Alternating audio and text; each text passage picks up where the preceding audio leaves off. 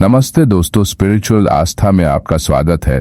तो चलिए शुरू करते हैं आज की नई कहानी को। आज की कहानी का शीर्षक है जैसा कर्म वैसा फल। तो चलिए शुरू करते हैं। जैसा कर्म वैसा फल। एक प्रेरणादायक कहानी बहुत समय पहले की बात है। भारत के एक छोटे से गांव में रामू नाम का एक किसान रहता था। रामू मेहनती, ईमानदार और भगवान में गहरी आस्था रखने वाला व्यक्ति था।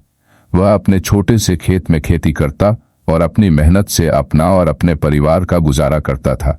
रामू का जीवन सरल था, लेकिन उसकी एक खासियत थी। वह हमेशा कहता था, जैसा कर्म वैसा फल। उसका मानना था कि भगवान सबकी मेहनत का फल अवश्य देता है, चाहे वह अच्छा हो या बुरा। रामू का पड़ोसी श्यामू था। श्यामू भी किसान था, लेकिन वह रामू की तरह मेहनती नहीं था।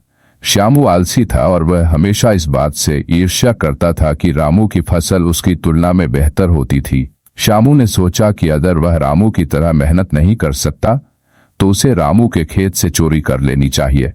कृष्ण जन्माष्टमी की घटना। एक दिन कृष्ण जन्माष्टमी का पर्व था। रामू और उसका परिवार इस पवित्र दिन की तैयारी में जुटा हुआ था। गांव में सभी लोग मंदिर में भगवान कृष्ण की पूजा करने जा रहे थे। रामू ने अपने खेत को भगवान के नाम समर्पित कर दिया और पूजा अर्चना के लिए घर चला गया। श्यामू ने इस मौके का फायदा उठाने का निर्णय लिया।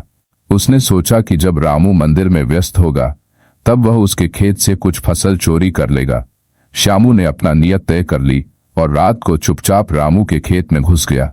अचानक आया बदलाव। श्यामू रामू के खेत में फसल काट रहा था। तभी अचानक मौसम खराब हो गया। आसमान में काले बादल छा गए और मूसलधार बारिश होने लगी।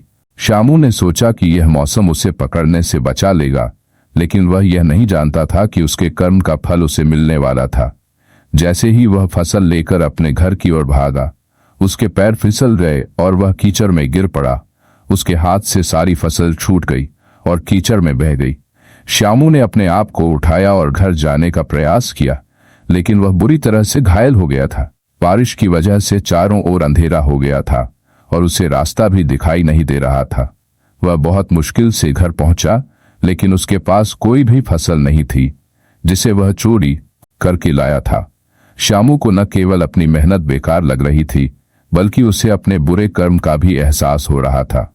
रामू का फल और श्यामू का पछतावा। अगले दिन रामू अपने खेत में आया और देखा कि उसकी फसल सुरक्षित है, हालांकि बारिश ने कुछ नुकसान पहुंचाया था।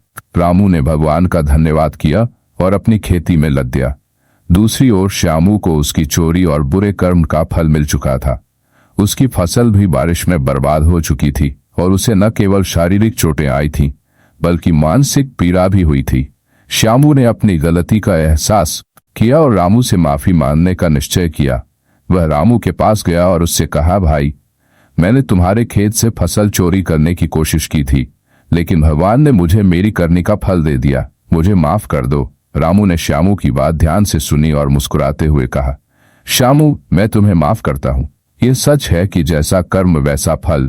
भगवान हर किसी को उसके कर्मों का फल अवश्य देता है, चाहे वह अच्छा हो या बुरा। इस बार तुम्हें तुम्हारे बुरे कर्म का फल मिला है, लेकिन यदि तुम अच्छे कर्म करोगे तो तुम्हें उसका अच्छा फल भी अवश्य मिलेगा।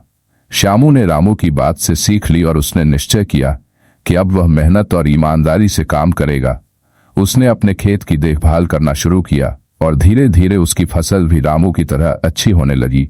कहानी की शिक्षा। इस कहानी से हमें यह सीख मिलती है कि हमें हमेशा अच्छे कर्म करने चाहिए, क्योंकि जैसा कर्म करेंगे वैसा ही फल मिलेगा। जीवन में कभी भी बुरे रास्ते पर नहीं जाना चाहिए, क्योंकि बुरे कर्मों का परिणाम भी बुरा ही होता है। यह कहानी हमें ईमानदारी, मेहनत और अच्छे कर्मों का महत्व बताती है और ये सिखाती है कि भगवान हर किसी को उसके कर्मों के अनुसार ही फल देता है। तो दोस्तों, चलिए आज की कहानी कैसी लगी? अच्छी लगी होगी तो वीडियो को लाइक करें और नए होंगे तो चैनल को सब्सक्राइब करें। कहानी में अंत तक बने रहने के लिए धन्यवाद।